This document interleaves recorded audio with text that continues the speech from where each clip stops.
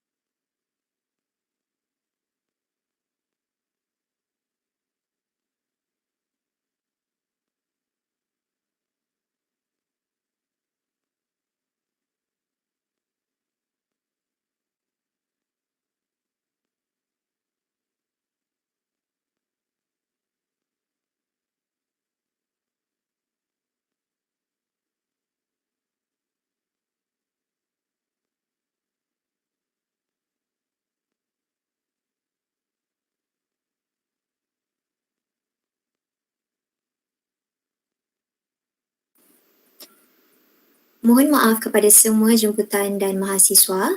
Kami sedang menerima pensyarah penasihat AdminUS iaitu Madam Syamsina untuk memasuki ruangan meeting pada malam ini.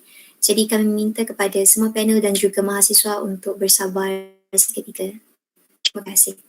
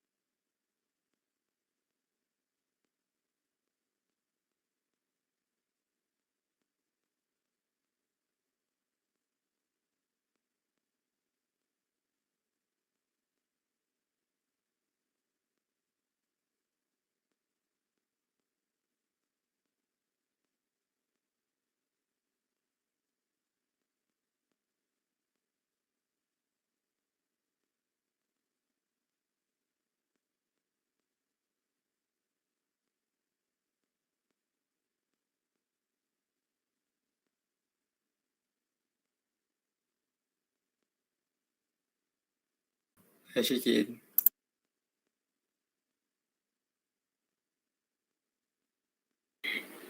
Hi. Congrats Syikin, congrats. Thank you, doh.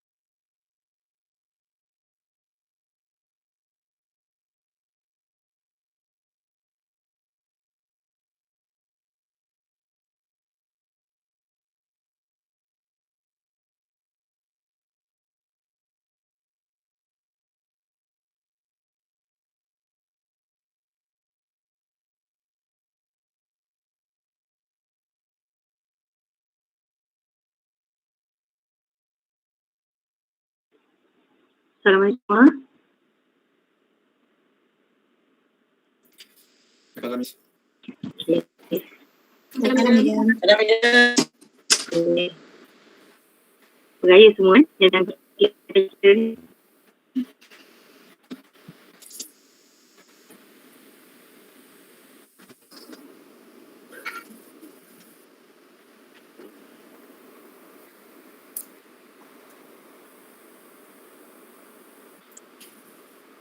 Assalamualaikum semua. Jadi majlis akan bermula dalam beberapa lagi.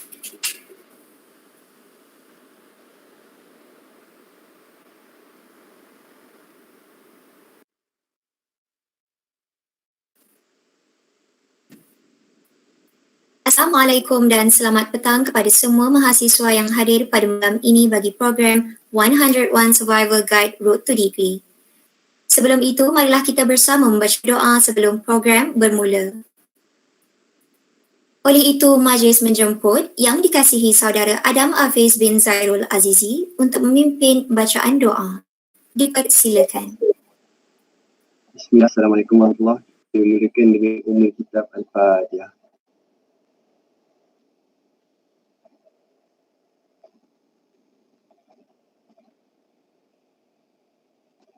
Bismillahirrahmanirrahim.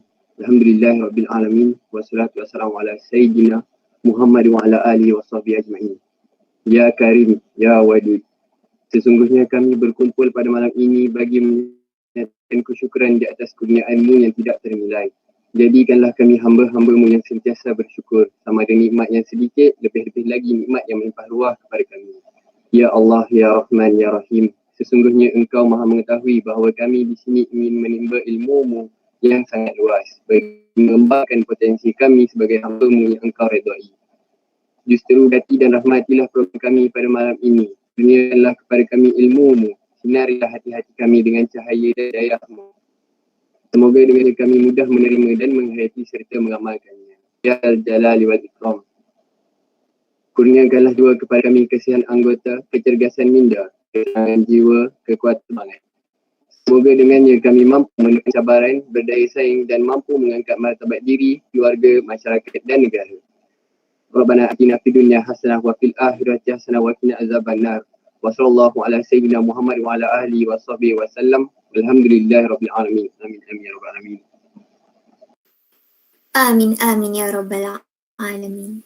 Terima kasih diucapkan kepada yang dikasihi Adam Hafiz bin Zairul Azizi atas bacaan doa sebentar tadi. Bismillahirrahmanirrahim. Yang berusaha, Puan Rafizah Muhammad Nur, Koordinator Fakulti Sains Pentadbiran dan Pengajian Polisi, UiTM Cawangan, Pahang, Kampus, Raub. Yang berusaha, Puan Syamsina Rahman, Penasihat 2 Administrative United Student Society AdminUS, UiTM Cawangan, Pahang, Kampus, Raub. Yang dikasihi Encik Azri Ashraf bin Zulkifli, pelajar ijazah Sarjana Muda Fakulti Undang-Undang UiTM Shah Alam. Yang dikasihi Encik Muhammad Abdul Syukur Marzuki, pelajar ijazah Sarjana Muda Pentadbiran Korporat UiTM Cawangan Negeri 9, Kampus Seremban 3. Yang dikasihi Cik Nurul Ashikin Hamdan, bekas pelajar ijazah Sarjana Muda Pentadbiran Korporat UiTM Sungai Petani Kedah. Yang dikasihi Saudara Muhammad Daniel Cik Ahmad, pengarah program 101 Survival Guide Road to Degree, serta mahasiswa diploma pentadbiran awam sekalian.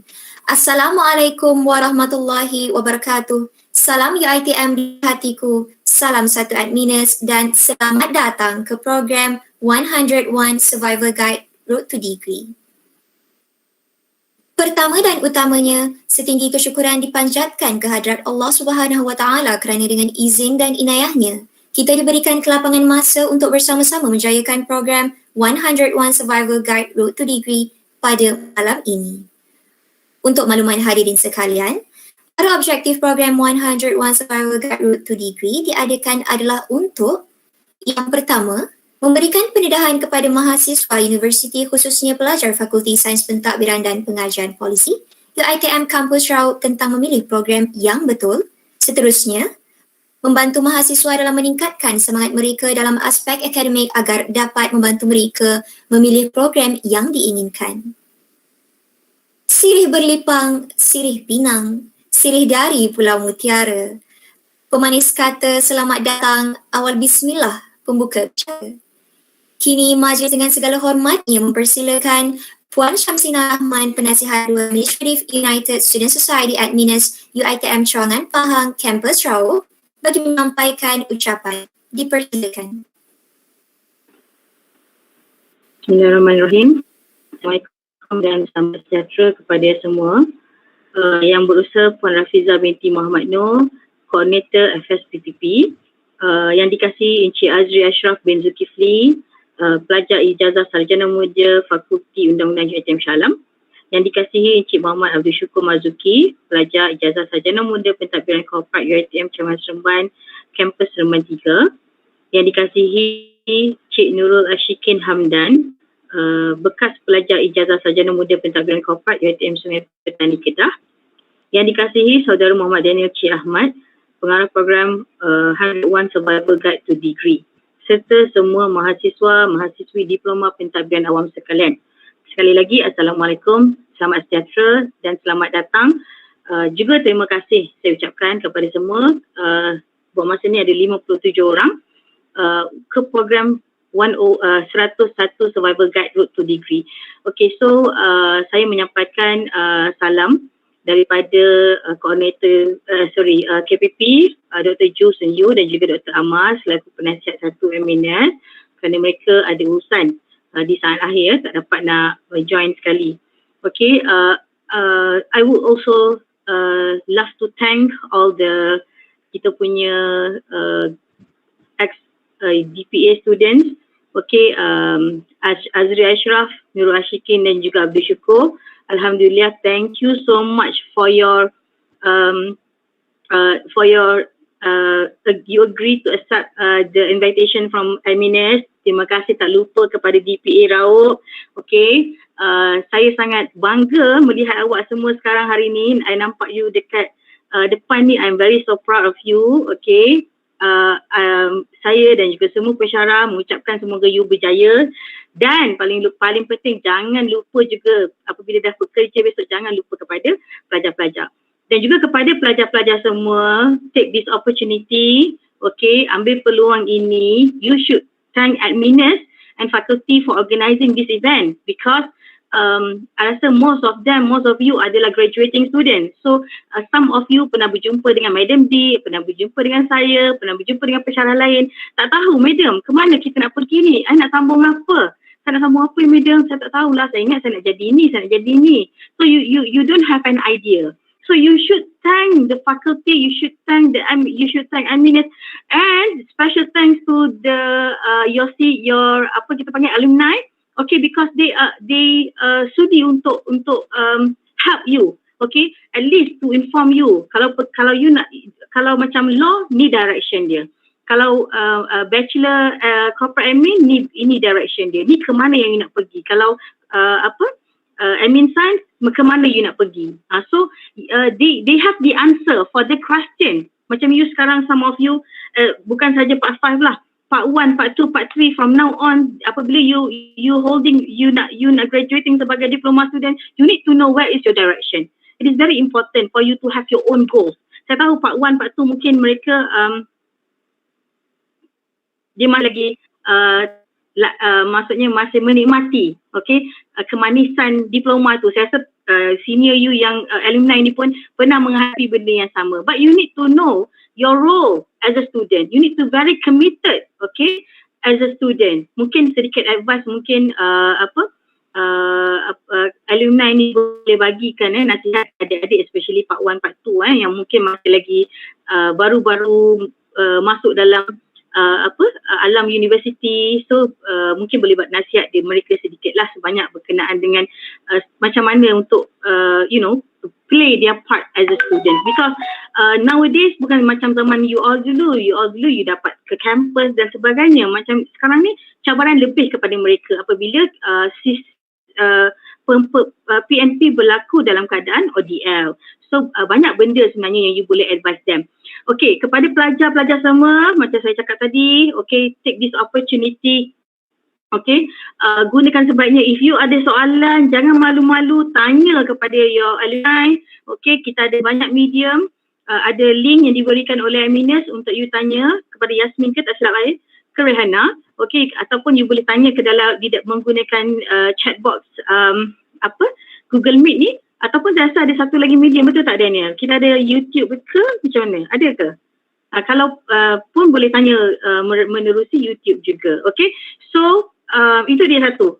Satu lagi saya nak cakap, macam saya cakap tadi, Daripada sekarang you kena decide ke mana hala tuju you. Macam kalau you ada persoalan nak tanya you punya abang kakak alumni ni, saya rasa saya macam nak jadi HR manager, contohnya macam tu.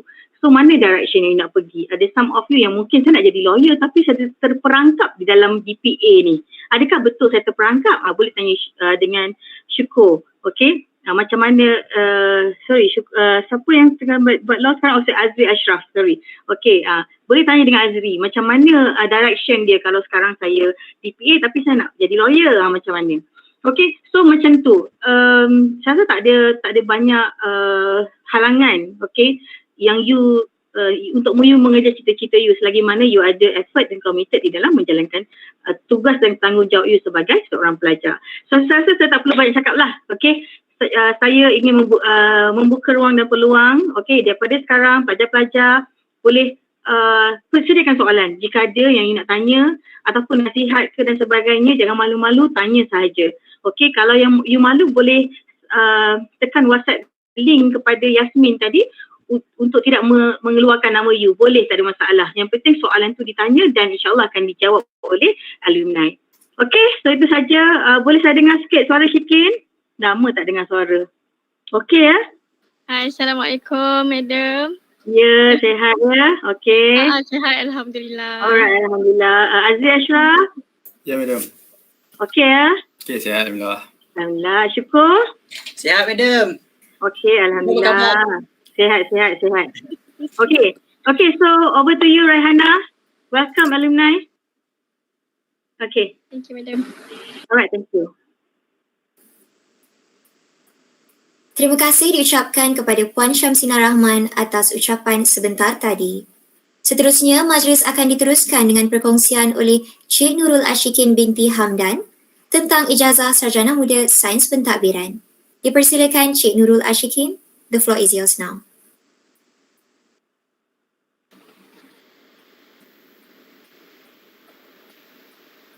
Okey, Assalamualaikum.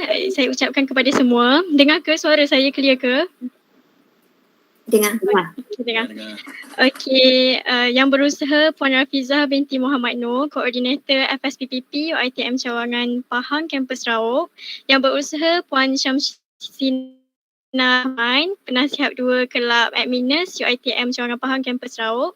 Yang saya kasihi Encik Azri Ashraf Zulkifli, pelajar ijazah Sarjana Muda Fakulti Undang-Undang UiTM Shah Alam. Yang saya kasihi juga Encik Muhammad Abdul Syukur Marzuki, pelajar ijazah Sarjana Muda Pentadbiran Korporat UiTM Negeri Sembilan Kampus Seremban 3. Serta yang saya kasihi Saudara Muhammad Daniel Cik Ahmad, pengarah program 101 Survivor Guide to Degree, dan para pensyarah dan mahasiswa yang saya kasihi sekalian. Assalamualaikum warahmatullahi wabarakatuh. Saya ucapkan kepada semua. Pertama dan utamanya saya ingin ucapkan ribuan terima kasih kepada pihak AdminUS kerana telah menjemput saya untuk jadi panel untuk program 101 Survivor Guide Road to Degree pada malam ni. Terima kasih banyak-banyak. Jadi hari ini saya akan kongsikan sedikit tentang ijazah Sarjana Muda Sains Pentadbiran. Saya adalah graduan ijazah Sarjana Muda Sains Pentadbiran ataupun dalam bahasa Inggerisnya kita sebut sebagai Bachelor in Administrative Science. Kalau korang familiar, dia lebih kita biasa sebut dia sebagai BAS. Kalau macam PAS-BAS tu, it is actually ijazah Sarjana Muda Sains Pentadbiran, nama panjangnya. Saya dulu study dekat kampus Sungai Petani Kedah.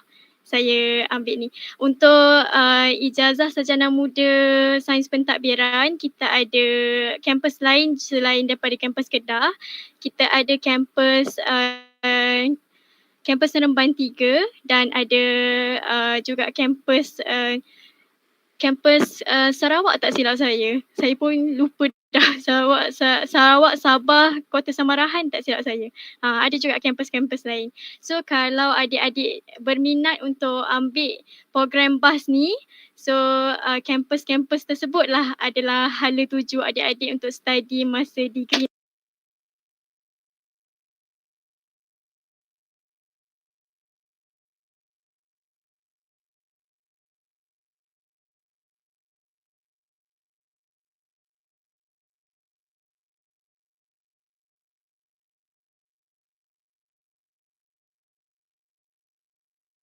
Okay, next slide. Okay, untuk pengenalan, bagi pengetahuan adik-adik semua, kalau kita belajar ambil kursus, saya guna BAS lah Bachelor Administrative Science ni, kita akan ada subjek teras dan juga subjek elektif. Maksudnya untuk setiap semester yang kita belajar, kita akan ambil subjek teras dan elektif. Teras ni adalah subjek wajib dan elektif ni subjek pilihan.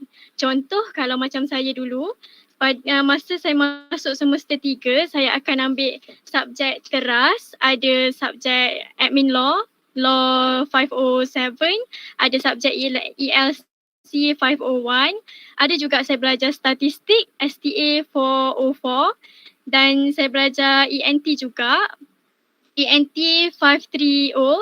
Saya rasa adik-adik familiar kot dengan ENT ni. Nanti kalau ambil BAS ni akan ada lagi ENT. Macam tu. Lepas tu saya belajar juga ADM 501, kita panggil dia Organizational Behaviour. Subjek ni adalah subjek teras untuk semester 3 masa sepanjang saya belajar time saya ambil degree dululah.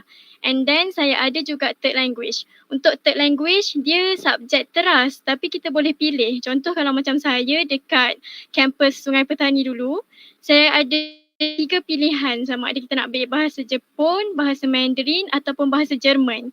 Jadi kalau macam saya pilih bahasa Mandarin. Jadi bahasa ketiga saya ambil Mandarin lah. Untuk bahasa ketiga ni kita akan carry forward. Maksudnya adik-adik akan ambil semester pertama adik masuk tu sampailah semester ketiga adik masuk. Faham tak maksud saya? Contoh macam kalau adik masuk semester pertama, semester 3 akan ambil 3, 4, 5 sampai semester 5 akan ambil third language. Dia akan jadi macam Mandarin 1, lepas tu Mandarin 2 and then Mandarin 3. Dia akan ada test dia macam lebih kurang macam MUAT. Kalau familiar dengan MUAT, dia ada speaking test, ada role play, macam tu lah untuk third language. And also saya nak share pasal tempoh pengajian. Tempoh pengajian sepanjang pengalaman saya ambil BAS dulu, masa degree, saya ambil bermula daripada semester 3 hingga semester 6.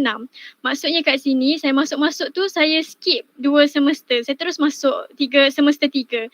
Sebabnya kita akan ada pengecualian kredit kita panggil.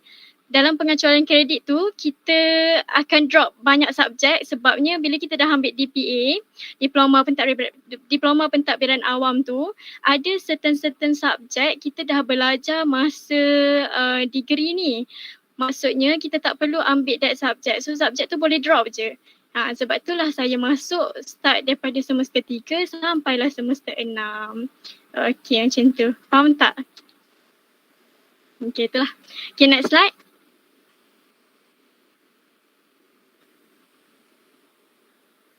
Next slide. Okay, ni pengenalannya contoh subjek-subjek yang saya belajar dulu. Saya ada belajar tentang organizational behaviour. Organizational behaviour ni kita study tentang kelakuan ataupun attitude dalam organisasi. Dia adalah kita akan belajar pasal leadership, kita akan belajar juga pasal macam mana kita nak selesaikan sesuatu masalah. Kita akan belajar the way untuk kita critical thinking dalam subjek organizational behaviour ni. Subjek ni saya ambil dulu masa saya semester ke-3.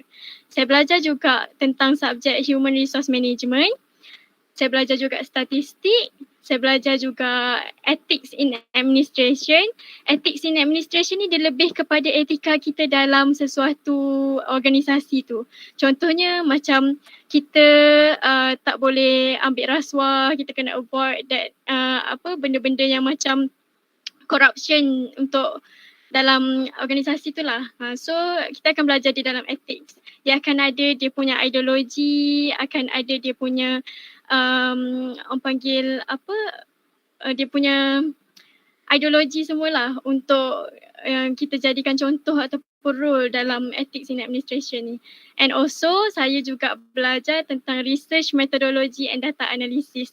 Ni adalah salah satu subjek yang paling, kalau kita ambil degree kita panggil macam hardcore lah. Sebab dia subjek dia research punya subjek ni awak akan buat research paper. Tapi bukanlah research paper yang level-level master semua tu. Kita akan belajar macam mana untuk kita buat research, untuk kita hasilkan satu research paper.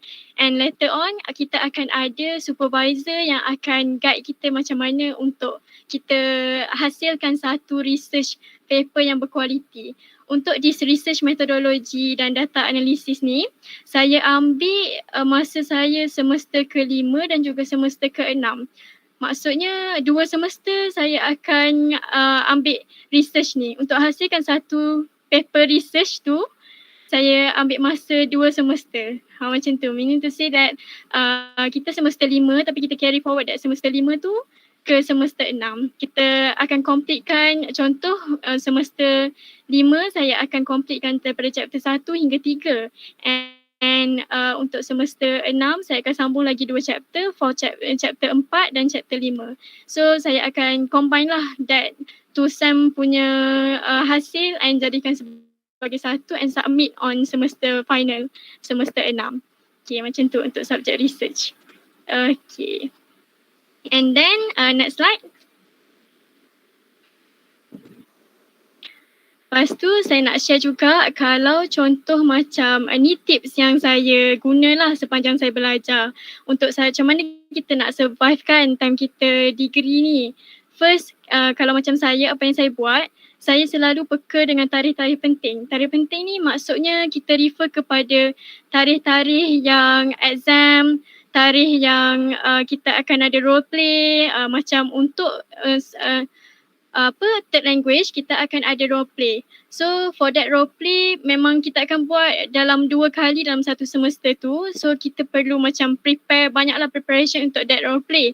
So kena peka dengan tarikh-tarikh dia tu bila.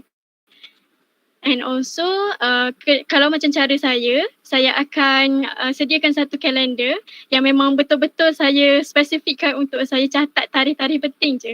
Tarikh test, tarikh quiz, tarikh untuk role play, untuk that specific semester. So bila kita dah ada that that tarikh yang penting tu kita dah catatkan, kita tak akan termiss lah. So kita akan boleh prepare awal macam tu.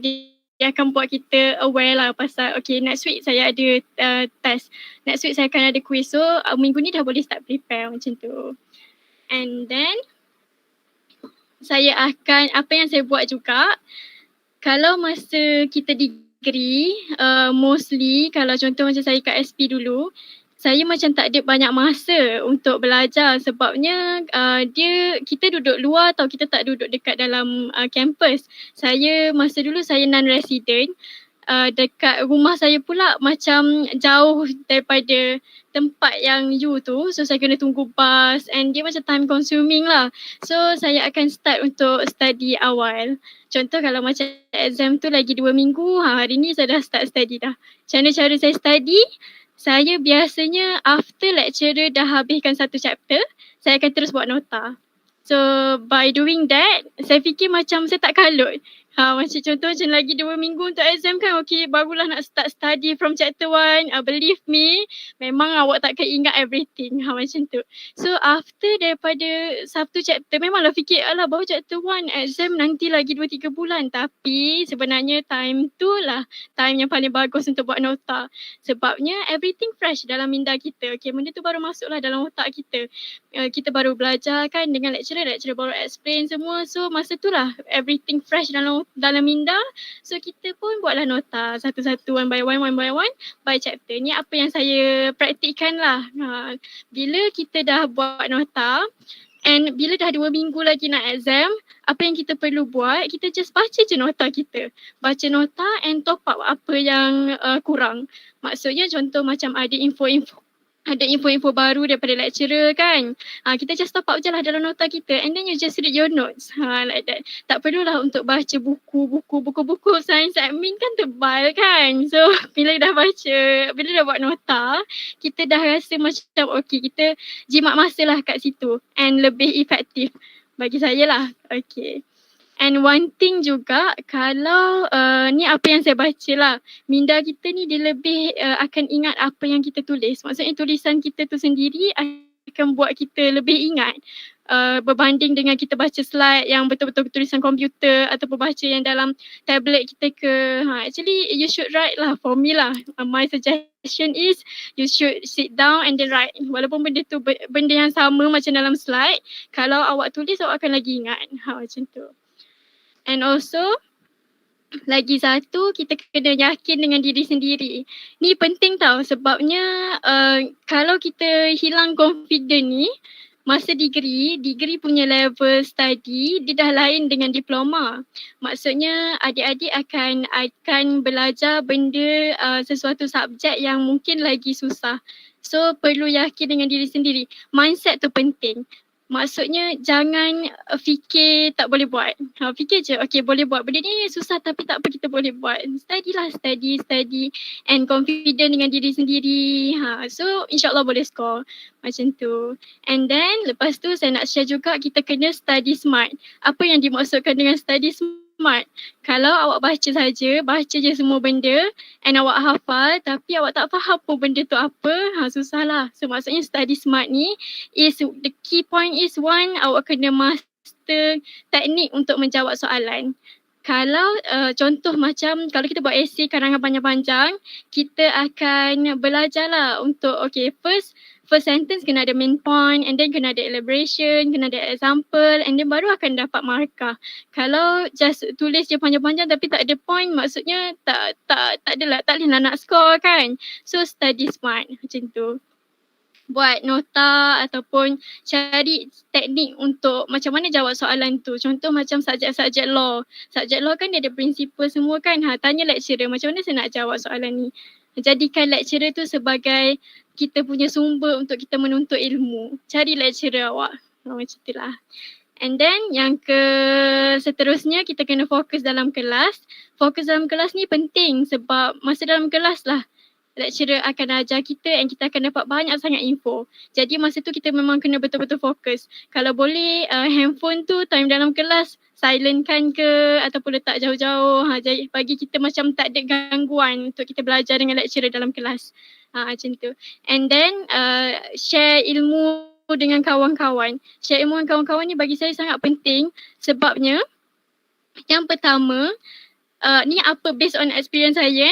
Saya jenis yang belajar, saya akan study, saya suka study waktu-waktu pagi, time orang tidur, saya akan study masa tu sebab macam saya rasa saya selesa dengan keadaan yang macam tu. Tapi after saya dah study, saya akan macam share ilmu saya yang saya dapat tu dengan kawan-kawan saya.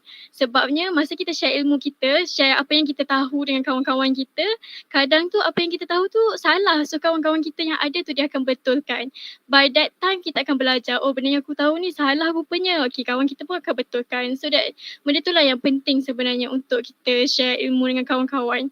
Dia orang kata lah, knowledge ni bila kita dapat kita kena share. Knowledge is meant to be shared. Macam tu. And then yang ni mesti semua suka, take a break. Take a break ni maksudnya pergi jalan-jalan lah. Contoh kalau macam dah habis exam, dah habis test ke apa, korang keluarlah dengan member, pergi tengok wayang ke, pergi main bowling ke. Kalau macam saya dulu, saya suka pergi main bowling dengan tengok wayang dengan member saya. Habis je exam semua, saya akan cakap kat member saya, jom lah kita gerak kejap. Kalau dulu saya kat Kedah, ada this one mall, nama dia Abang Jaya Mall. So tempat tu lah kita orang biasa gerak and pergi tengok wayang ke, pergi main bowling ke, pergi makan-makan, macam tu. Dia take a break ni actually penting. Sebabnya nak releasekan kita punya stress lah. And nak make sure kita punya minda tu stable balik. Macam tu, tak tertekan lah. So that kita boleh prepare diri kita untuk benda yang akan datang. And then, lepas tu yang paling penting, last sekali, doa dan restu ibu bapa. Yelah, kita pun belajar jauh kan. Jadi rajin-rajinlah call mak ayah macam tu. Call lah sehari tu kalau boleh. Kalau tak sempat call, WhatsApp lah tanya diorang punya diorang macam mana keadaan diorang, sihat ke tak kan. Even yang ni saya praktikkan until sekarang saya dah kerja pun saya still lagi praktikkan untuk doa restu mak ayah saya ni. Sebab saya fikir kalau tanpa restu mak ayah ni kita tak ke mana. Macam tu lah. So mak ayah kena jaga, hati mak ayah tu kena jaga bagi saya lah. And also jangan lupa lecturer awak. lecturer awak pun kena jaga. Maksudnya kena respect lah semua lecturer. Jangan buat lecturer sakit hati ke apa. Kalau ada fikir macam lecturer terasa dengan kita ke apa, cepat-cepat pergi kat dia and tanya dia, saya ada buat salah ke, and saya minta maaf lah, macam tu. Itulah dia tips untuk degree yang boleh saya kongsikan. Okay. Saya rasa ada lagi tak? Next slide. Okay, tu je. Okay, saya rasa tu je daripada saya. Saya pass balik dekat Raihana. Okay. Terima kasih atas perkongsian Cik Nurul Ashikin tadi. Sangat memberi inspirasi dan pendedahan tentang ijazah Sarjana Muda Sains Pentadbiran kepada kami. Dan saya sendiri sangat bersetuju dengan apa yang diberikan, yang dikongsikan oleh Cik Nurul Ashikin, especially during online learning, which is it's all about us, sama ada kita nak ataupun tidak, sebab kita di rumah. Jadi memang betul-betul kena disiplinkan diri, kena tahu apa yang perlu dibuat dan apa yang perlu kita letakkan di tepi. Seterusnya saya serahkan majlis kepada Encik Azri Ashraf bin Zulkifli. Dengan itu saya menjemput Encik Azri untuk berkongsi serba sedikit tentang dirinya dan ijazah Sarjana Muda Undang-Undang. Ini adalah masa keemasan yang perlu kita gapai. Jadi bagi sesiapa yang nak sambung ataupun berkeinginan untuk menyambung dalam bidang undang-undang, inilah masa keemasan yang perlu anda gapai. Bukalah mata dan bukalah telinga. Oleh itu majlis mempersilakan Encik Azri untuk berkongsi serba sedikit. Terima kasih. Alright, bismillahirrahmanirrahim. Thank you, Miss MC. Assalamualaikum and a very good evening. I bid to Madam Rafizah, Coordinator of FSPPP, Madam Shamsina Rahman, the second advisor, the panel recently wed Madam Ashikin, I could say, and Mr. Shuko. And to those who present today, good evening. My name is Azri Ashraf. I will be talking to you guys about my journey in UiTM Law School, or commonly known as LLB. First and foremost, I would like to thank Daniel, the President of AdminUS, Committee of AdminUS itself, and members of the faculty for giving me this opportunity to give back towards the faculty that have made me today. Next slide. So initially, I started my diploma in public administration in Dungun, Terengganu. It was until the late of 2015, the last year of my diploma, where me and my batch were transited to UiTM Raub. So the picture you are seeing here is my last picture in our campus. It was on October 2016. So just a quick rundown to the memory lane. Next slide. Alright, this is, I had my convocation in UiTM Jengke Pahang on the month of November 2017. Here is me again with my best friend Shazza. And I think you could guess who's there. Sakmal, famous guy. Love him. And right, our fourth slide. Next slide. Alright, I began my journey in UiTM Law School in the months of March 2017. I just finished my 4 years in March 2021 early this year, and currently I'm doing my chambering or practical in Jabadin and Co. in Damansara Utama. But enough about me. Let's just jump straight into the law degree itself. As you can see on the slide, these are the requirements from UiTM. I put on the first on the list for the foundation program, where they have to achieve a CGPA of 3.0. Second, this is us, diploma from UiTM, you will need to get a CGPA of 2.5 or higher. Third, you have to pass the interview conducted by the faculty. And lastly, what must be minimum requirement of Band 4. Now, on this slide, I would like to emphasize on the interview. Once you have applied to UiTM Law School, there will be this mandatory interview. The panel will be members of the faculty, and this is where the first appearance matters. And yes, there will be questions pertaining to basic law, such as contract law, and they will always test you on the current knowledge. From my experience, this is where you would have to dress to impress. You have to brush up your basic legal knowledge and also be prepared in terms of documentation, i.e. your result, other credentials and certificate if you have one. Okay, next. So this is the overall course. I will not bore you with all the legal subject, but basically this course will be sustained for a amount of 4 years. That's 8 semesters. There will be 62 subjects in total. So on average, you would have 8 to 7 subjects per semester. You would have to choose 3 elective courses for you to take. There's a lot of interesting elective. The one that I took was, the first one was Law and Economics. Second was Women Law. The irony is because I'm the only guy in the class. And third, I took Intellectual Property. And for us student, diploma student, co-curriculum will be exempted. So there will be no more kawat, luckily.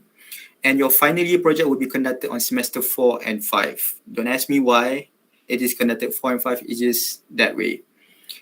And the specialty about UiTM Law School is that we have this so-called professional year, the LLB year. In this, for you to enter this professional year, you must make sure that you succeeded in the subject previous towards your final year. So the next slide is, this is the office. So basically on the final year, you will be given an office, you will be given a group in which you will be acting as a firm. So they will give you a bunch of cases, a bunch of files for you to act as if in the real practice itself. So this is the advantage of UiTM. I believe UiTM first started this LLB system, and it has been quickly followed up by UM, and right now it's scattered in UAE as well. So the next slide. All right, this is one of the key aspects of entering into the legal studies. You will have mooting, in which it is sort of like a mock trial, mahkamah, in which you have to brush up your advocacy skill. So please bear in mind, this is not our court. This is just a classroom because our court was fully booked. In essence, throughout the 4 years, you will have 3 semesters in which you have to basically do this mock trial. There will be meeting in semester 4, and this special one is a criminal trial advocacy in semester 7, and there will be a civil trial advocacy in semester 8. So next slide. So we have covered about basically the whole subject, the whole course of LLB. So what is the next step? What can you do with law degree? So the first choice would be, if you want to venture into public service, you apply through SPA, Sriwijaya Perkhidmatan Awam. You apply under the label Pegawai Undang-Undang Grade L41. And I guess you know by now, SPA took a long time to process the application. So for me, I already applied. So roughly it would take about 1 to 2 years for them to vet out every application. But in essence, once you have finished the examination and interview, they will decide whether you would go into these 2 branches of the justice system, in which the first one is the judiciary. Judiciary, basically, you started your journey as a judge, you'll be on the bench, and there's another one is where you serve in the AGC, or the Attorney General Chamber, in which you'll be a prosecution, and in some cases you would be a legal counsel for the state advisor, for instance. So that is for public service. Next. All right, this is private practice. Private practice is, as what I'm doing right now, it started off with a chambering, 9 months of chambering and pupillage, as they call it. And basically, students at this stage, they will have to attach themselves with a firm of their choice. And depending on this firm, they will have various areas they're practicing on. And this is the a list of the areas that are common in Malaysia. There are civil litigation, criminal litigation, and conveyancing. These three are the most commonly in Malaysia because these three are, I would say, amongst that create a lot of profit towards this firm. And we have in-house counsel. In-house counsel basically means where you are a lawyer technically per se, but you are a lawyer acted on behalf of the company. For instance, I have a friend, he acted as an in-house legal counsel for Grab. The pay is very ludicrous, I would say. And he basically advised the company in instances where there is some sort of civil suit, for instance, or they have to settle dispute among the employees. So this is where the in-house counsel comes into mind. Next. The third option would be master. You can proceed master with a law degree. As you can see, there are three types of masters: master by research, coursework, and lastly, this is the most famous one, master of enforcement law, in which there's a lot of, I would say, enforcement officers, such as PDRM and Bomber sometimes. They came to our faculty to actually get this master to get a higher rank in the civil service. Next. And lastly, this is for those who are interested in Diploma Sharia. So Diploma Sharia, there's two types. There's full-time, there are part-time. And I would say Sharia, the industry of Sharia right now is very growing, I would say. And if you could see in the news nowadays, throughout PKP, there's a lot of divorce cases. I know it's not something to celebrate on, but it is something to look upon to the aspect where people need this advice. People need someone to represent themselves. And I've seen a lot of single moms out there having problems. So for those who are interested in Diploma Sharia, you could, after you finish your LLB, then you could follow on with the Diploma in Sharia. I leave on others. That's another part, others, in which others basically means that with this degree in law, the sky is the limit. Everything is possible because holding a law degree makes you very, very volatile in a sense. I will show you why. Next. So you know who this woman is. Yuna is also alumni from UiTM Law School. Next. This is next, boleh. Next. Alright, this is Yuna graduating. Kepada kan, I don't know, law student. Right? Anyway, Yuna is one of the clear example that with a law degree, you're not like you're not like obligated to be a lawyer. For instance, no, you are free to choose whatever you want. As you know, Yuna has made she basically made like this global trademark. You know, she's in New York if I'm not mistaken right now. So yeah, if you want to be a singer after doing law, why not? Next. So this is Mr. Imran Sheikh. I don't think a lot of you would know him, but he is an alumni. He is a very, very good student, very, very academically inclined student. But you will know this. Next, he is the owner, and he basically one of the owner of Jibril SS15. And if you guys, like youngsters, millennials nowadays, this place during the weekends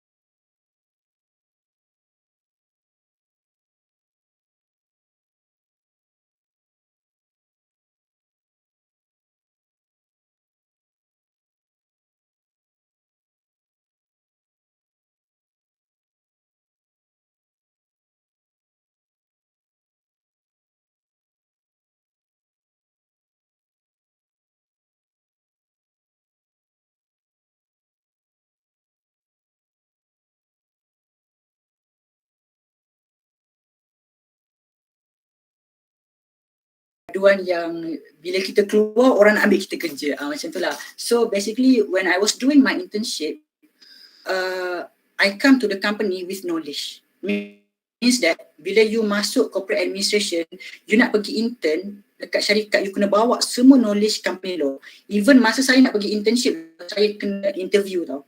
Interview sebelum masuk internship. Means that sebab to practice company law, you kena jadi details gila. You kena jadi details dan you kena faham betul-betul. Kalau tak, you make a wrong decision, it will affect the project of the company. Something like that. So, masa saya interview, dia tak tanya saya banyak. Dia cuma tanya saya, tell me about yourself, what you do in university, and then dia terus test saya pasal Companies Act. So, I lepas test tu, then I managed to do my internship at the company lah. So, apa yang you kena tahu adalah bila company tanya you what you do masa you belajar, you kena ada banyak projek lah yang you buat. Means that you kena aktif berkelab, you kena jadi someone dekat university, you kena kelab lah sebenarnya. You belajar, bukan sekadar belajar tetapi make sure you aktif di university. Macam saya dulu, saya jadi ADP kan dekat UiTM. So I share all. So the company said that, wow, you dah buat kerja-kerja macam ni You dah budgeting, you dah buat budgeting untuk projek semua. Dia akan company ni dia akan tengok you punya skills. Apa yang you ada, apa yang you dah buat. So that's why it's very important for you masih belajar ni kan. Tak rugi pun you masuk. You involve in this kind of activities. Supaya cakap you tak rugi pun. You akan dapat advantage bila nanti interview kerja, you can share a lot of things with the company. And then, of course lah, bukan sahaja soft skill lah. Make sure you punya examination result pun bagus lah. Sebab untuk you intern dalam company-company besar, diorang akan tengok you punya result dulu tau. Result exam dulu. So, masa sebelum intern tu, dia minta result exam kita dulu, minta ni dulu, dia interview kan. So, make sure you dapat cemerlang lah untuk siap semester. Then barulah company-company besar ni attracted dengan you. Faham? So, and at last bila you masuk intern, you tunjukkan kemahiran you kan. Macam saya tunjuk yang saya boleh dalam Companies Act ni kan. Saya tunjuk saya punya skill semua. Then the company interested with me. Then I got the offer letter. Then I adalah several interview lagi lah untuk lepas sampai ke peringkat tu lah. Then after that, before I graduate, I got a job and then I kena start my contract of employment selepas saja habis final exam. So I can say that I will working directly after final exam. Macam tu lah. So that's little bit lah I nak share kepada junior. So tak rugi untuk you join club, untuk you belajar betul-betul. So make sure belajar betul-betul dan aktif dan ada soft skill yang bagus. Sebab dulu pun masa saya diploma dekat Raub, it's a very miserable time for me lah. I have to study and at the same time I ada ketua pelajar, I ada banyak program, I cuma study tengah malam semua. And Alhamdulillah I grad dengan ANC dan sambung corporate administration. So apa yang nak sampaikan, impian, bila kita ada satu impian kan, kita kena kejar impian tu. Walaupun susah mana sekalipun. Sebab kalau kita usaha, insyaAllah kita akan berjaya. That's all. Terima kasih. So kita terus pada sesi soal jawab. Terima kasih atas perkongsian Encik Syukur tadi. Segala yang Encik Syukur kongsikan akan kami semua dalam minda kami bagi rujukan di masa hadapan. Baiklah. Dan saya sendiri I think it's very clear for me right now untuk kita ada 3 panel di sini dan daripada bidang-bidang yang berbeza. It's very interesting actually. Baik, ini adalah masa yang kita tunggukan, iaitu sesi soal jawab. Jadi bagi mahasiswa yang terdapat sebarang pertanyaan boleh ajukan kepada panel-panel jemputan kita. Dan buat makluman semua, kami hanya mengambil beberapa soalan sahaja disebabkan oleh kesuntukan masa yang mencemburu kita. Jadi soalan boleh disediakan di ruangan chat box dan saya sudah pun ada beberapa soalan yang ingin kita ajukan kepada panel.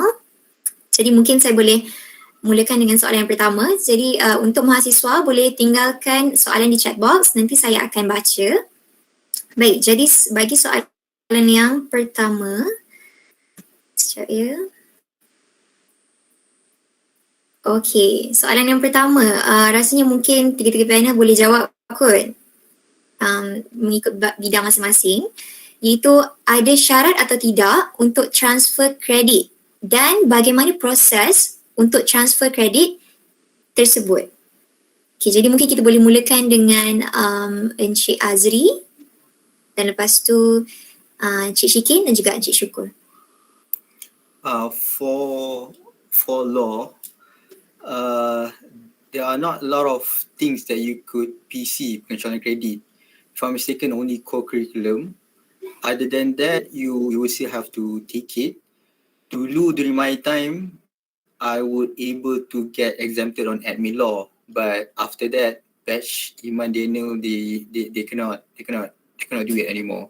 So how you could do it is basically during the first few weeks of you entering law school, they would have you hand out this sort of like macam borang, and then you basically took that borang, you fill out the subject that you could wanna like PC with. So in this case, in your case, it would be curriculum. So just insert curriculum and basically send to the HA. So that's basically the process for law faculty.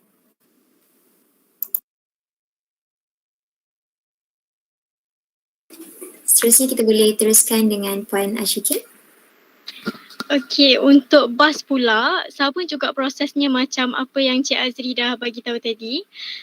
Untuk during the first week masa saya, time saya, dia tak ada like spesifik syarat ke apa. It just macam the first week tu akan ada lecturer gather kita semua yang baru-baru masuk, and then kita akan fillkan form untuk kita apply for pengecualian kredit. Dia akan ada certain subjek yang dia akan listkan. Saya tak sure sama ada sekarang still lagi sama ataupun tak masa during saya punya time dengan korang punya time. I think maybe the subject could be different lah since kita dah lama kan, saya dah lama kan. And tapi prosesnya macam tu. During the first week kita akan isi form and kita akan apply for that pengecualian kredit for which course yang kita boleh drop. Macam tu. That's why untuk bas kita terus masuk ke semester 3 and tak masuk untuk semester 1. Macam tu. Okay. Right, thank you Puan Syikin. Seterusnya Cik Syukur. Okay, untuk BCA, actually pelan pengajian dia sepatutnya 2 tahun. So bila kita transfer kredit ni, kita akan singkatkan pengajian kita. Untuk BCA, you boleh pilih sama ada you nak sambung 2 tahun terus ataupun 2 tahun setengah, sebab certain student dia rasa macam berat tau untuk ambil, sebab kita dalam BCA, kita ambil satu semester tu setiap semester 8 subjek tau, dan kredit hour yang full, so memang berat. So untuk transfer kredit, biasanya lah sama proses macam bas, kita akan isi borang dan kita akan transfer semua subjek yang kita dah ambil dekat diploma ke degree. Means that ada subjek yang dekat degree ni, semester 1 dan 2 ni, kita dah ambil sebenarnya dekat diploma. Masa part 1, part 2, part 3, part 4, part 5. Okay, so kita akan transfer. Dan bila kita transfer semua kredit-kredit kita ni, dia akan menyebabkan pengajian kita menjadi 2 tahun. Tetapi okay, bila lepas menjadi 2 tahun, okay, sekejap saya present screen, saya tunjuk balik course structure dia. For example lah, you tengok dekat sini, you akan sambung terus kepada 2 tahun. Okay. Dekat part 4, okay, dan dekat part 3, okay. So, you akan ambil setiap semester itu 8 subjek. So, sebenarnya dia berat sangat, 8 subjek. Jadi, lepas you transfer kredit, you akan ambil semua subjek ni. Okay, jadi tapi ada setengah pelajar, mereka nak sambung pelan pengajian tu jadi 2 tahun setengah. Means that untuk start daripada semester 3, mereka akan ambil cuma dalam 6 subjek je. Mungkin 6 ke 7 subjek. So dia tak akan jadi 8 subjek sebab untuk ambil 8 subjek tu terlalu berat lah untuk setengah student. So diorang akan kiranya pelan pengajian akan jadi mungkin 2 tahun setengah. Sebab dia nak kurangkan subjek di part 3, part 4, part 5 dan part 6. Sebab untuk ambil 8 subjek terus some of them rasa macam terlalu berat sebab you kena belajar law, at the same time you kena belajar accounting. So ramai yang rasa macam tak boleh bawa ni banyak-banyak. So dia ambil sikit-sikit. Dia ambil 6. Ada juga yang ambil 7 kan. So that pelan pengajian dia akan jadi lebih lama lah.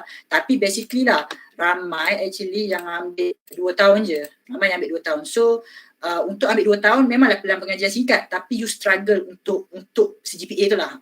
Tu basically lah. Jadi kurang macam tu. Okay. Alright, terima kasih Encik Syukur. Seterusnya soalan ingin diajukan kepada Encik Azri. Ada student yang bertanya iaitu law ni susah ke? Sebab kita tahu yang mana kalau ambil law kena banyak menghafal dan semuanya adalah fakta. Jadi ada student yang excited untuk ambil law tapi takut tak boleh bawa. along the way tu. Jadi apa jawapan? Law is tough, as I said before. And to be honest with you, previously during my diploma, I was not an academically inclined student. I never get like ANC, Selempang Ping. I never had the chance. And yeah, if I could recall, my CGPA finishing diploma was 3.44 something. It's not that much. But the thing that made me being accepted to law school is that drive, that determination, as well as my current knowledge at that time. I was able to like impress the panels at that time. So for those who worried whether they could sustain or not academically, to those people I would say like you shouldn't be worried about that, because the most important thing is the thinking, the way you think, and the way you the way you basically formulate your opinion.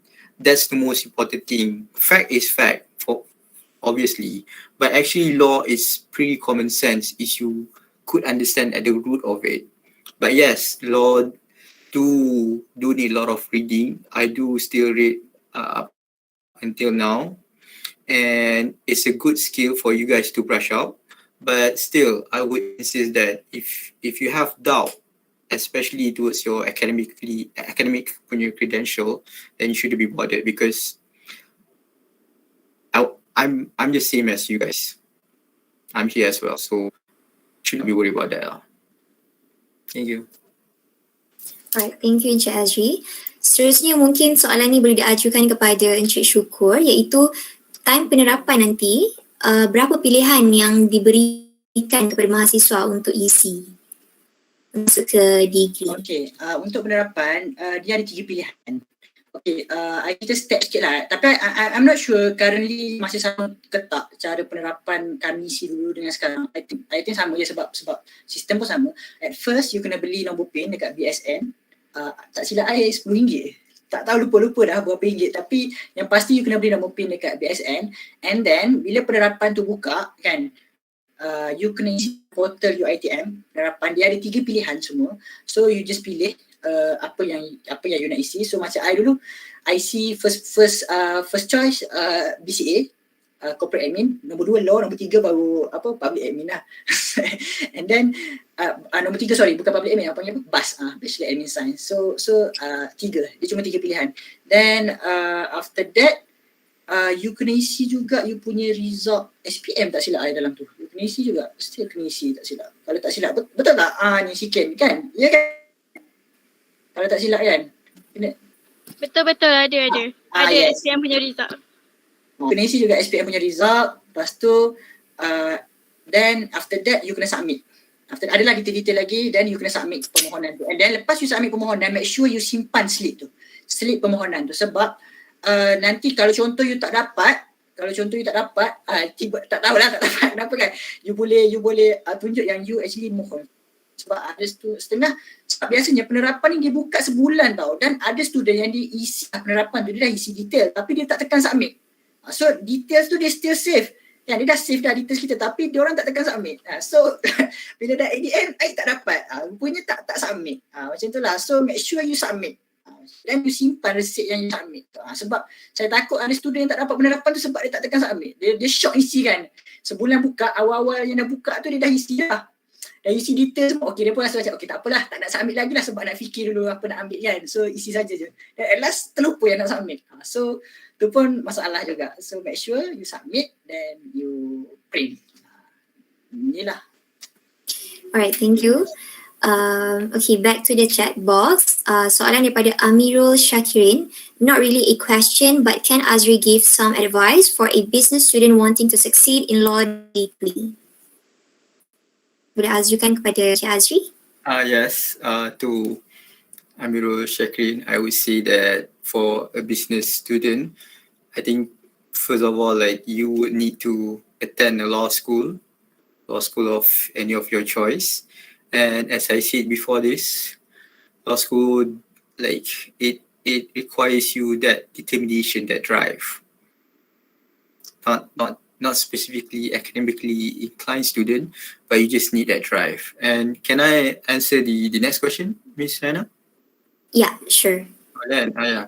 So yeah, person only getting CGPA of 2.9. To that, as I said before, I already outlined the requirements, but 2.9 is pretty high. But I would say that if you could get higher, that would be better. It would be better if you could get 3 and above, because the reason why is that we want you to be stand out from the crowd itself. And I said before, the most crucial part once you have applied is the interview. The interview, you really need to make a good first impression. And I just want to share you guys, during my interview session, there's this one friend of mine. He was from diploma in sport rec, and he got accepted into law school. Sport rec doing law. And if you, as DPA student with a 2.9, pretty much you would get. But as I said, to establish a safe net, try get higher. But if you cannot get higher, then make sure you really impress the shit out of you during the interview. That's my advice. And berapa umur Azri, I think this guy is just fooling around with me, but my age right now is 25 years old, Amirul. So yes, back to you, Miss Raina. Alright, thank you. Seterusnya soalan yang saya ingin ajukan kepada Puan Syikin, iaitu saya nak tanya, saya student DPA, kalau lepas diploma saya terus kerja setahun 2 dan lepas pada tu saya nak sambung belajar semula dalam Bachelor Administrative Science, dia akan credit transfer juga atau tidak ya? Okay, bagi menjawab soalan tersebut, first of all, thank you for the question. And untuk menjawab soalan tu, bagi saya, after dah kerja for 1 year or 2 years and you want to apply for nak masuk untuk bas balik, it depends on the current situation. Contoh macam the current system yang guna time tu, adakah dekat universiti yang you nak masuk tu still boleh transfer your credit from diploma ataupun tidak. It depends on that system lah yang digunakan time tu, macam tu, because of kita tak sure kan yang after kita, sebab subjek-subjek yang kita belajar selalu berubah, meaning to say that we cannot guarantee that after 2 years or 3 years of you working during that time your study still lagi sama dengan the current course yang diorang tengah ambil. But I really believe that if it is still possible lah, cuma mungkin banyak atau tak banyak aja, macam tu. Betul tak Syukur? Betul. Dia sebab course ni dia akan selalu berubah sebenarnya. Macam contohlah, dia selalu updated lah senang cerita. Means that masa saya diploma dulu, apa yang saya belajar dengan apa yang Syikin belajar ada beza dia sikit. Ada lain dia sikit sebab dia selalu updated. So untuk kita jawab you kerja setahun dan you still boleh transfer credit ataupun ni, depends on the cost pada waktu tersebut, sebab dia selalu updated dan kita tak boleh guarantee you okay boleh transfer tak, macam tu lah. Dia bergantung kepada masa. Alright, thank you. Soalan yang seterusnya adalah saya ajukan kepada Puan Syikin.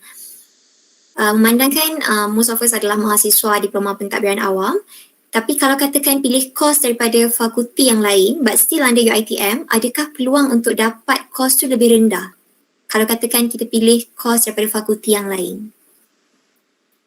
Bagi pendapat saya, honestly speaking, saya sebenarnya tak ada masalah. It depends on apa yang awak suka. Kalau awak suka that certain course, contoh macam kita DPA, kita nak ambil another course yang contoh accounting ke apa, you just go and grab. Sebab awak ada potential tu and you know yourself, kita sendiri yang tahu diri kita macam mana, either kita boleh survive ataupun tak. If you want to try a new thing, there is no harm trying. You just go and try. Macam tu. Bagi pendapat saya mengesyorkanlah dan saya tidak menghalang. Macam tu lah.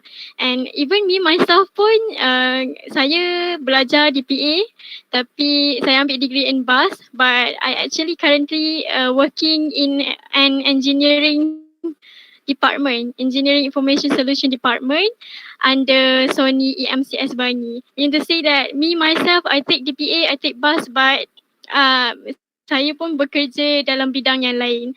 So tak ada halangan. You yourself, you know kita punya capability and everything.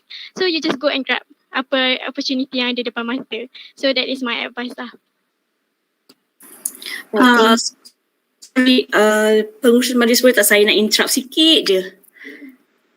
Okay, bila saya dengar 3 panel ni, memang from different laluan yang berbeza lah kan. Ada law, corporate secretary dengan BAS. Cuma saya nak beritahu lah pada student-student, mungkin ada di antara student yang bercita-cita nak jadi lecturer. Okay, suka saya nak advisekan di sini, kalau you nak jadi lecturer, katakan you sekarang diploma pentadbiran awam, bila you masuk degree law, okay, pastikan kalau you nak jadi lecturer, you memang aim nak jadi lecturer. I tak nak practice, I nak jadi academician lah. You nak contribute pada society, nak jadi lecturer, pastikan master you in law. Jangan tukar bidang. Okay, sama juga macam syukurlah corporate secretary, katakan sekarang you dah degree in corporate admin, kalau you nak jadi lecturer, okay, nak jadi lecturer in future, pastikan master you in corporate admin. Sama dengan BAS juga. Okay, jangan bila you dah masuk degree, kalau you masuk BAS, pastikan master you pun adalah sama. Maksudnya master in public admin. Jangan bila you master, you pergi buat law pula.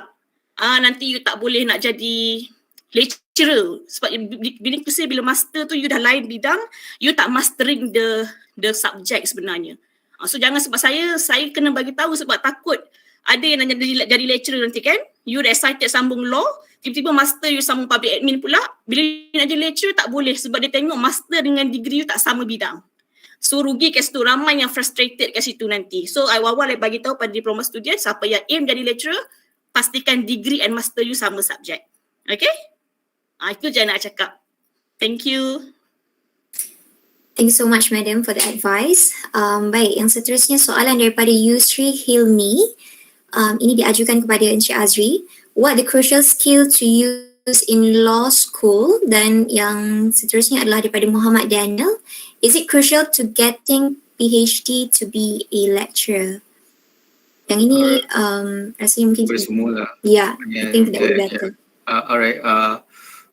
For the crucial skill, to be a lawyer or legal practitioner, we are not basically nerds lah. Basically, like easily to put, we don't like when you see a problem, you don't see a checkbox. So that's different. We basically try to see the solution of it. We try to work our way through, and that is what makes a good lawyer. That legal thinking. That's one skill, and the second is your advocacy skill. Your advocacy skill is called. It is where you present your argument, you behave in court, and I think that is two most important skill in the law school. Could you take PhD juga for me? Yeah, if you want to answer, then can I not answer because I don't aim to become a lecturer? Yeah, alright, no worries. Mungkin kita boleh ajukan kepada pelajar. Mungkin kita boleh ajukan kepada Encik Syukur ataupun Puan Ashikin. Jika ingin menjawab soalan daripada Muhammad Daniel, is it crucial to getting PhD to be a lecturer? Okay, sebelum kepada PhD tu, saya nak explain dulu kepada adik-adik diploma ni. Okay, dia requirement dia untuk masuk degree, memanglah kalau you tengok dalam sistem, dia cakap untuk sambung BAS requirement dia 2.5, 2.6, 2.7. Tapi in reality, you need to remember that in reality, dia dapat 3.2 pun boleh tentu dapat sambung degree BAS ataupun BCA. Sebab apa? The competition. You need to remember that. So jangan rasa okay requirement dia 2.8 je, 2.9 je kan. So aku lepas dah ni. No, jangan rasa macam tu. Sebab benda tu jadi masa zaman saya tau, Ashikin. Ramai yang kawan-kawan tak dapat penerapan sebabkan pointer dia tak adalah teruk sebenarnya. Okay, 3 and above some of them, tapi diorang tak dapat penerapan. Sebab apa? They need to compete yang dapat 3.5 and above. Betul. So dia depends kepada kekosongan. So jangan rasa macam tak apalah dah lepas requirement ni 2.8, 2.7, so boleh dah ni. No, it doesn't be like that. You kena make sure that untuk setiap semester, especially semester 5 ni yang paling crucial, cuba dapatkan pointer yang paling tinggi sebab you nak compete tau. You nak compete sebab degree tak banyak macam diploma tau. Dia punya kelas. Betul tak? Dia tak banyak macam diploma. Diploma ni kadang ada sampai 10-12 kelas ke kan. Tapi dekat degree tak sebanyak tu. So you need to compete with your friends untuk masuk ke degree. So jangan rasa macam dapat lepas minimum requirement then you akan dapat. No. Sebab ramai yang dah hampa. So saya kena explain boleh lah. Okay. Dan sebab saya rasa saya menjawab soalan ni sebab untuk saya menjawab soalan PhD tu, saya pun tak plan untuk jadi lecturer dan saya rasa tu bukan qualification saya untuk jawab tough ke tak nak jadi PhD, nak jadi lecturer, nak ambil PhD sebab saya pun bukan pelajar PhD. Jadi for now I answer you punya level diploma, apa yang you kena buat. So means that you kena make sure you grad setinggi yang boleh untuk you bersaing di penerapan. Okay, so tu saja nasihat saya lah. Okay. Baik, terima kasih kepada panel-panel jemputan kita. Sebelum majlis ditamatkan, saya ingin menjemput Madam Rafiza untuk memberikan sedikit ucapan pada majlis malam ini. Dipersilakan. Okey, terima kasih Raihana selaku pengurusi majlis. Assalamualaikum, selamat petang semua. Selamat petang, selamat malam Okey, sekejap sebelum saya sampai ke ucapan penutup, saya jawablah sekejap jawapan soalan Muhammad Daniel tu kan, siang dia tak bertidur malam pula kan. So, it is crucial to getting PhD to be a lecturer. Apa yang saya boleh katakan, zaman sekarang, yes, compulsory. Memang most of the university, kalau boleh dia memang nak hire candidate ataupun calon pekerja dia yang dah ada PhD. Sebab nak jimatkan kos lah. Kalau kita ambil yang master, nak kena hantar pergi PhD pula belajar kan. Lebih baik kita ambil yang candidate-candidate yang memang dah ada PhD ni. Jadi dah dapat jimatkan kos, kos sambung belajar, kos training dan sebagainya. So sekarang ni memang kebanyakan universiti memang berebut-gebut nak ambil calon yang ada PhD. Okay, and then cumanya kalau you ada pengalaman macam Azri kan, katakan nanti dah 10 tahun praktis, mana dah tahu dah boring jadi lawyer kan, dah boring bekerja kat industri, nak balik jadi lecturer, bila ada pengalaman industri tu, dia akan jadi kredit di situ. Sama dengan syukur kan, dah macam-macam dah penat dah jadi company secretary yang bekerja dengan file menimbun tu, kita berasa I nak melahirkan lebih banyak corporate secretary Bumi Putra especially, nak jadi lecturer dengan walaupun tak ada PhD on that time, tapi you ada pengalaman. Siapa tak cakap juga lecturer kena ada master lah sekurang-kurangnya mesti kena ada master. And then pengalaman tu lakulah untuk diambil. Selain daripada you ada PhD tu lah. Okay, that's why orang yang bekerja di industri tu ada advantage juga kat situ. Dia ada pengalaman bekerja. Memang kita perlukan orang yang ada banyak pengalaman bekerja di industri supaya you lebih mudah nak ajar your student. Okay. Dan untuk ucapan penutup, saya pun tak naklah berucap panjang.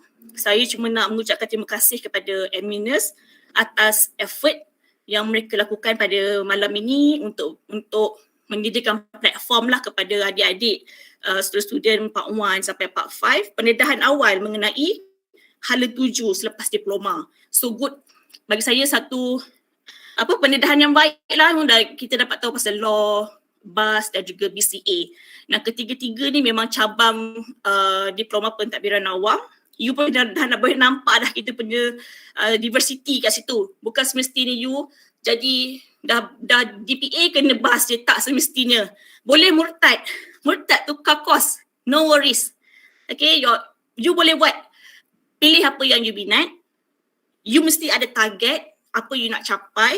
Sekarang ni dah student diploma ni, you dah boleh plan dah apa you nak jadi. Sekarang ni masanya especially Part 5 dah kena tahu dah hala tuju you. Jangan bila orang tanya lepas nak buat apa, tak tahulah. Tak boleh begitu. Tapi saya nak nasihatkan juga, kalau you nak sambung belajar ataupun tidak, tengok you punya current situation, especially your family punya financial condition. Kalau keluarga you memerlukan you untuk bekerja, pergilah kerja. Okay, kalau family you memang support you untuk sambung belajar, pergilah sambung belajar. Okay? Kalau yang tak dapat sambung belajar, jangan sedih. You kena pergi bekerja. Nowadays zaman belajar memang mudah. Kita UiTM ada EPJJ. You boleh belajar part time during weekend. Hari Ahad saja kelas you. So hari lain you boleh pergi bekerja. Weekend you cuti hari Ahad untuk pergi kelas PJJ. Alright? And then yang mana dapat sambung belajar, pilih bidang yang you minat dan jadilah seperti senior-senior you. Memang saya bangga tengok Azri, Syukur, Syikin memang dah berbeza dah dengan zaman diorang diploma dulu tu. Kan? Memang nampak transformation diorang tu, nampak tak pengalaman mematangkan. So hopefully yang lepas ni mungkin 2-3 tahun lagi Daniel yang akan sharing. Raihana yang akan sharing dengan you punya junior. Apa pun nak kata, sejauh mana you terbanglah setinggi mana you mampu, tapi sampai satu masa kalau you perlu kembali memberi kepada fakulti you, kami amat mengalu-alukanlah you all untuk berkongsi pengalaman dan benda tu sebenarnya boleh memberi inspirasi pada semua. Alright? So itu sahaja daripada saya. Terima kasih atas masa anda semua. Dan selamat berhujung minggu lah. Terima kasih kepada Madam Rafizah atas nasihat yang diberikan tadi. Amat bermakna buat kami semua.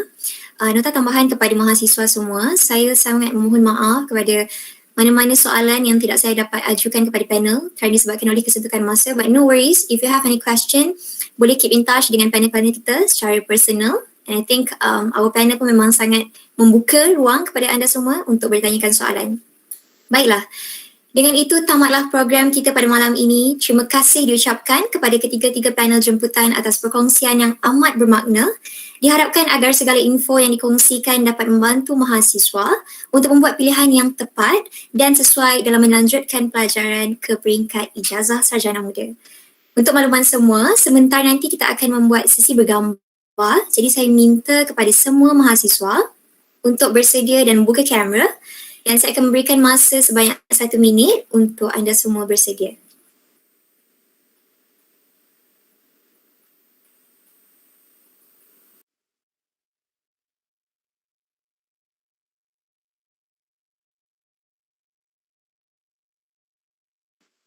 One, two, three, snap.